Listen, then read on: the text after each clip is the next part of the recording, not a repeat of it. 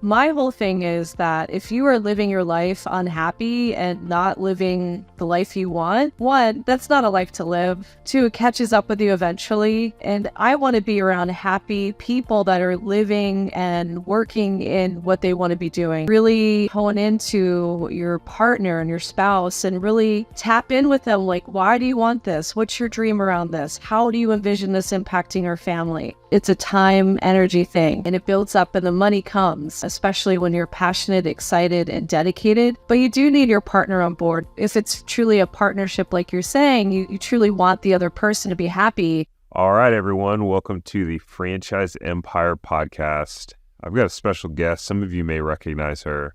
Some may not. Who are you? I am Bridget Mayer Johnson. I'm Tariq'S my wife. That's where I was going with that.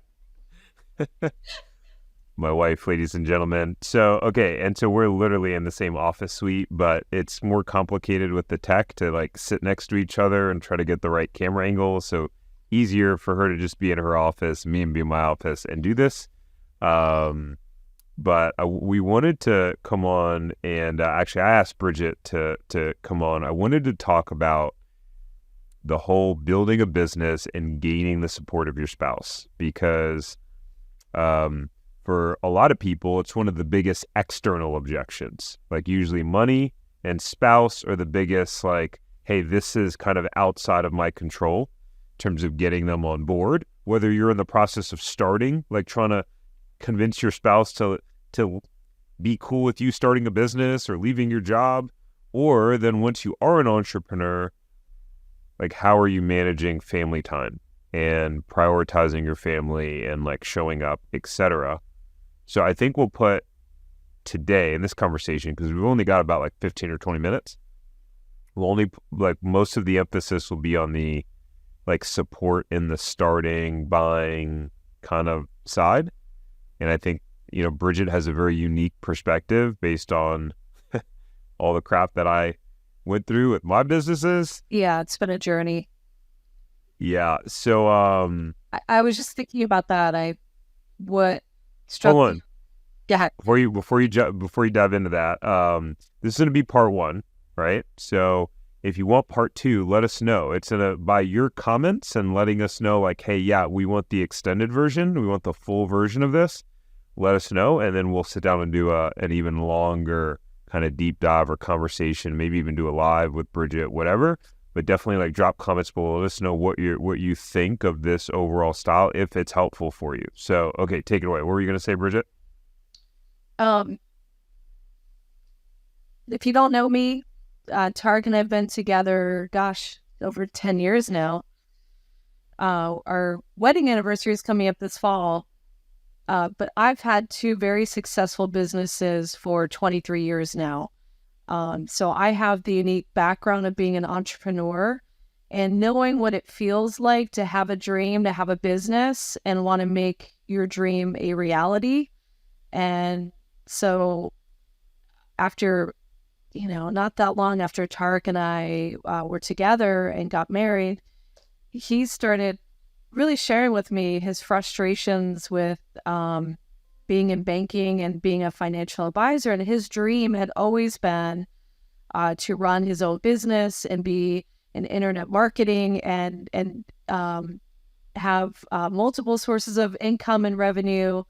So I was aware of all of that and was always encouraging him as he was working as a frustrated banker and advisor to keep building on the side his dream.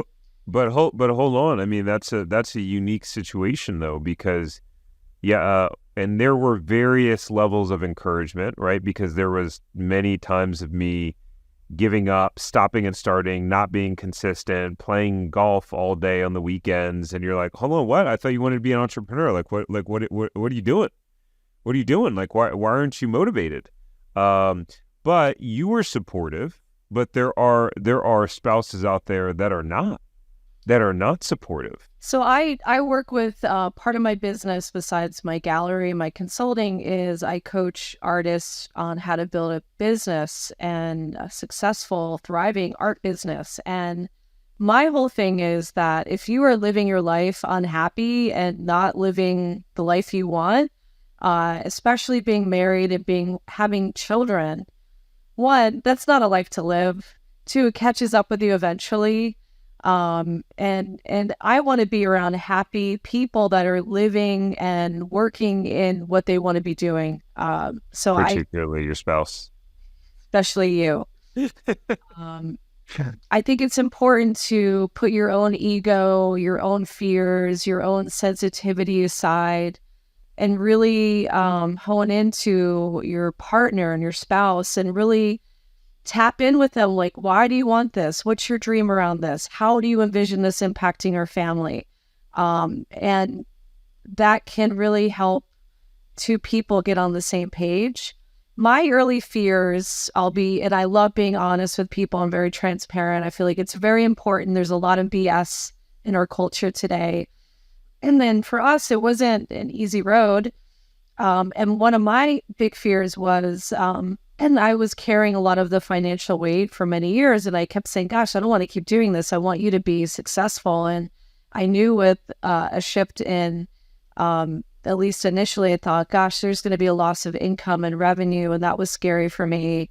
And we had a few times of that, of me starting stuff.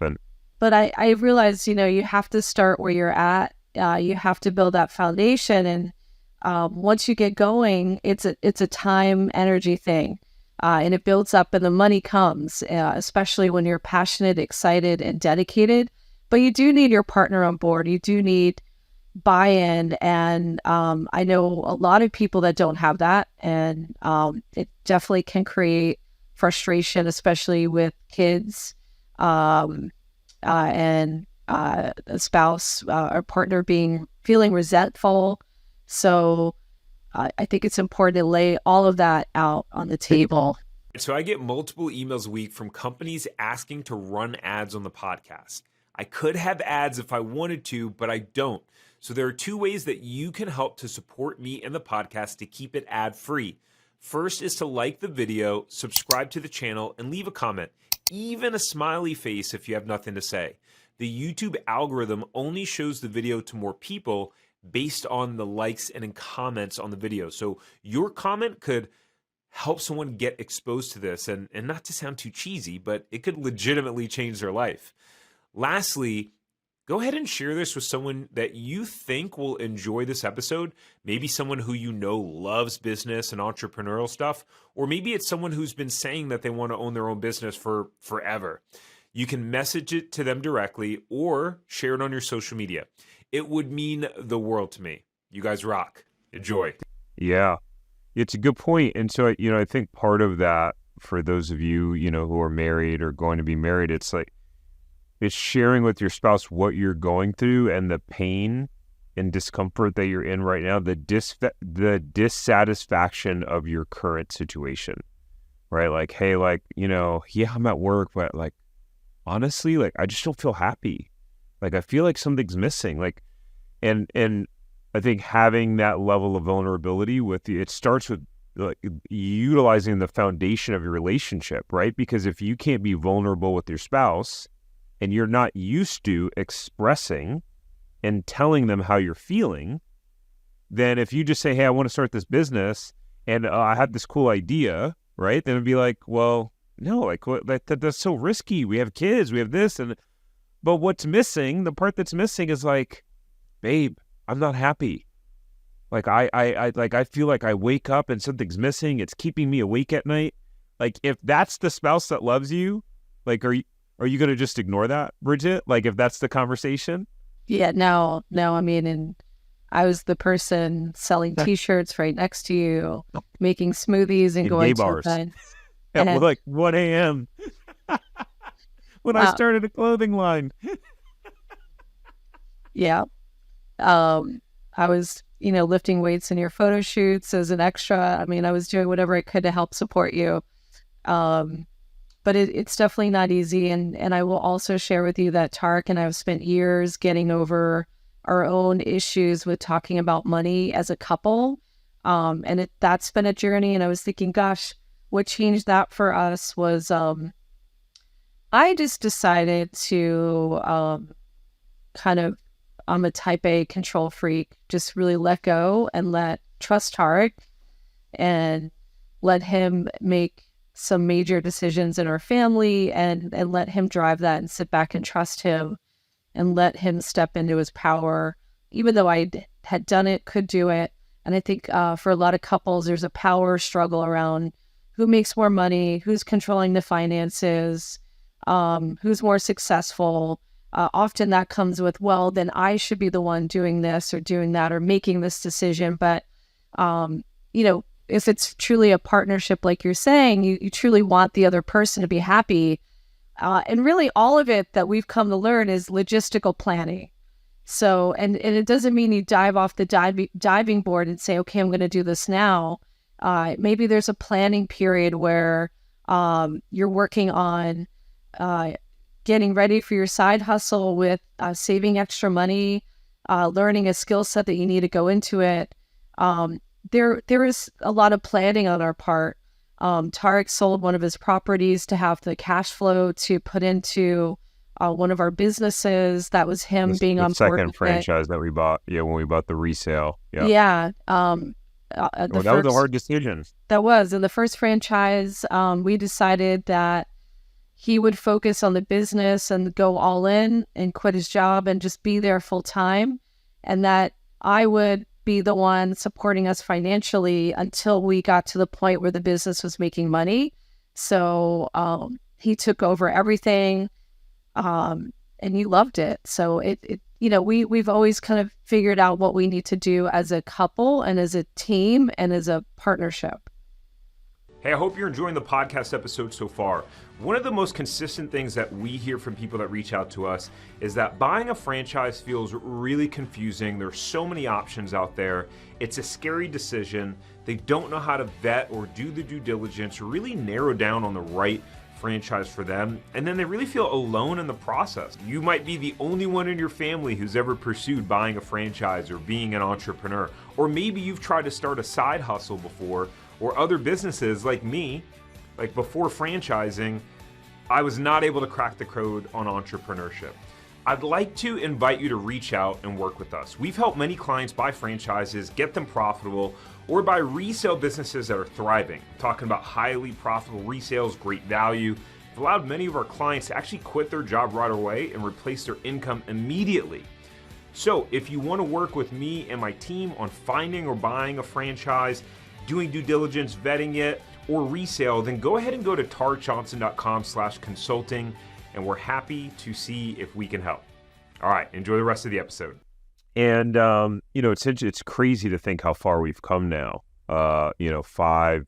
6 years later after opening the store, 8 years after signing the franchise agreement, coming up on our 9th wedding anniversary here in 2 months. Our life is totally different.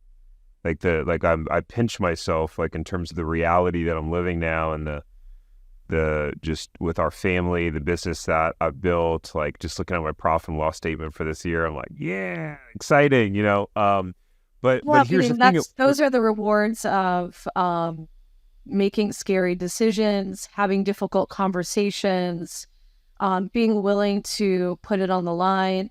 I was just thinking about, I'm working on an event for my own business in Philadelphia for artists. And one of the emails I'm writing now is, my husband left me for 5 days to go to Mexico, left me with our 2 kids. And that's my funny lead in. But, let's say, what was that, a year and a half ago, Tariq wanted to do something to impact his business and said, hey, I'm thinking about doing this. But he felt bad because he didn't want to leave me alone with our 2 young kids for a week. And I processed it and I said, okay, well, let me think about it for a minute. And I didn't even, I was like, man, there's this event. It sounds awesome, but I'm not going to leave you with, it wasn't even like, hey, I want to go, do you mind? It was like, yeah, I'm not going to do that to you. And then I'm sorry, go ahead. Well, literally I was like, oh, wow. I'm very intuitive with my decision-making. I, process and I think about it and I think about the impact I'm always trying to come from a place of, we're in a different space in our life. Tariq's on the front end of building his business. He has a newborn with his business. I have a young adult because I've been building it for 23 years. So we're in a different place business-wise. So I feel like I want to give him more support and more time to do what he needs to do. I'm very conscious with this. And so I said, I feel like you should go. I'm with everything you're trying to do and all the technology and this and that, it makes sense to me that you should do this. But hold on, I actually want to pivot back to what you were saying with the newborn analogy with my business. And I mean, now this specific online business is almost going to be 3 years old, about 2.5 years old. But that was an analogy that I had to say that to you many times in order to like get that point across. Like there were many points I'm like, babe, like I got to put in a lot more time into this. Like you're 20 years down the line, you've got the foundation, like, and what I was able to say, what helped, and everyone doesn't have this, right? Because we're in a unique situation where Bridget was an entrepreneur. She knew what it takes.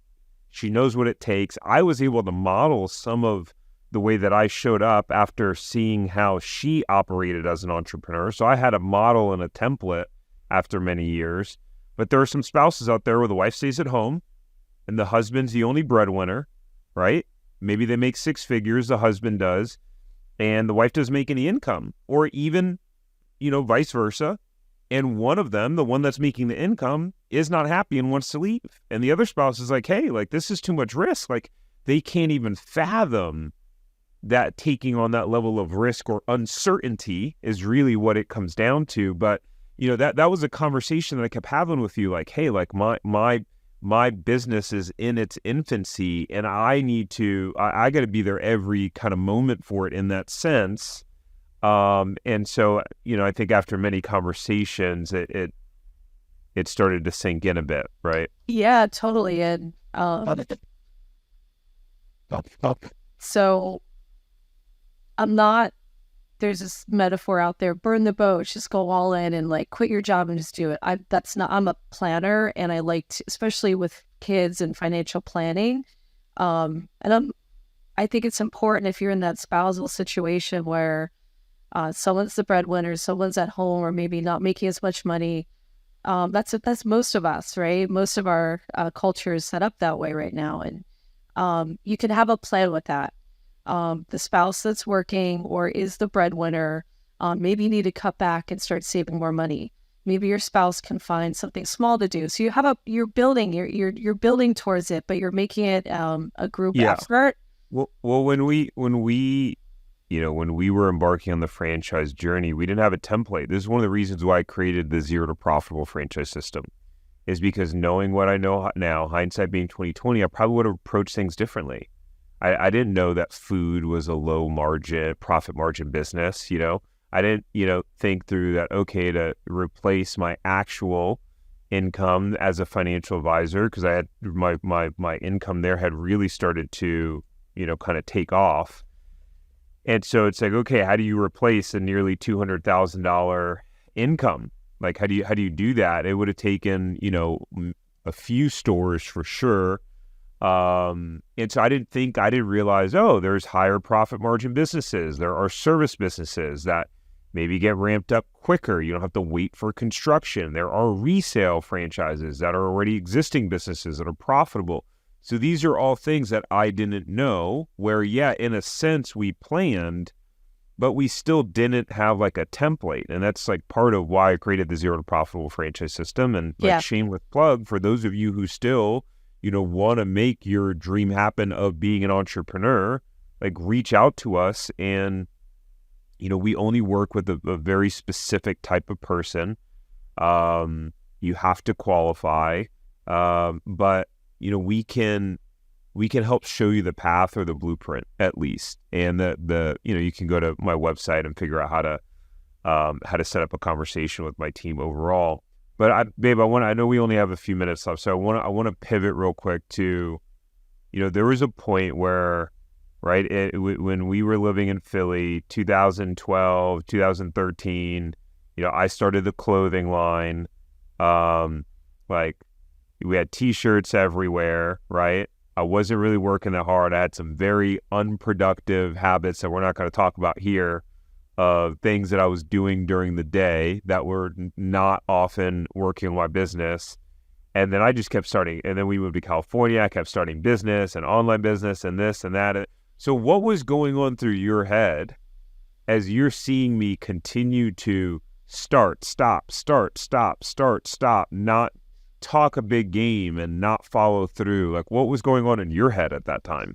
One is I didn't want to get in the way of your process and be your mom. I wanted you to figure it out. And I think women of our time with this with their spouse, we can come across as like acting like someone's mom. So I didn't want to tell you what you should be doing. And I figured through your process of trial and error, my hope was that you would get closer to figuring out what was working for you or what you wanted to do. And I just wanted to give you the space and the freedom. And I do remember, and I will say really quickly, that when you came to me and said, I think we should open up a franchise. At first I was like, no, I'm not opening up a business in a box. I'm a creative. I've started a business and built it to a multi-million-dollar level from the ground up. I don't need someone to tell me how to do it. And you took me through on why you thought it would be impossible for us to start a franchise from scratch or our own business. We were thinking about, the juice bar at that point. And so I do remember. You kept being like, well, why don't we just do our own thing? Why don't we just do our own thing? And I was like, you know how long it would take us just to make this menu? Like, do you remember that conversation? I'm like, just the menu. It would take like the recipes, figuring it all out, the graphic designer, the logo, the testing. Like, I have zero desire. Yeah. So what I've learned on the back end of that is that it was the best decision we could have made. It was incredible to have so many systems in literally a business in a box handed to you. You unpack it. There's training. There's a system set up. And that's when I actually fell in love with franchising. And then I watched you get into it. And TARIQ'S a systems guy. That's his skill set and his strength. I'm the creative thinker and the visionary. He's more of the systems guy. And I literally was watching you unpack the box and put this whole business together from scratch with a team, with training and support behind you. And you were like pumped. And I was like, okay, he found his space. He found his, happy place, his niche for him. And it was never working in the business for TARIQ. It was always going to be, I'm going to work on it. And then once he learned the whole system. I did a lot of working in it. He did. In the beginning. Yeah, he was making juices and wheatgrass shots. Dishes. And washing dishes. But no, it's been incredible. And I think and if you're someone out there that has started and stopped businesses, you haven't followed through, you failed, I do think the franchise model is incredible.